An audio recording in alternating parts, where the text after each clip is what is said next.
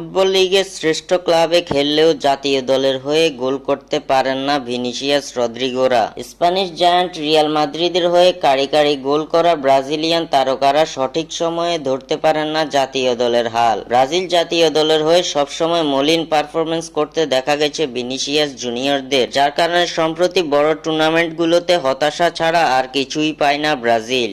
এদিকে Italian club inter মিলানের হয়ে খেলেও নিজের পারফরমেন্স ধরে রাখতে জানেন লাউতারো মার্টিনেজরা। ক্লাব এবং জাতীয় দলের প্রয়োজনে নিজের জাদুঘরি পারফরমেন্স দিয়ে নজর কেড়ে চলেছেন লাউতারো মার্টিনেজ। চলতি শেষ হওয়া মৌসুমে সিরিয়া এতে ইন্টার মিলানের হয়ে সর্বোচ্চ গোলদাতা হওয়ার পাশাপাশি ইন্টার মিলানের শিরোপা জয়ে বড় ভূমিকা পালন করেছেন লাউতারো মার্টিনেজ। ক্লাবের হয়ে পারফরমেন্স করে ভিনিসিয়াসদের মতো নেতিয়ে যাননি আর্জেন্টিনার লাউতারো মার্টিনেজ।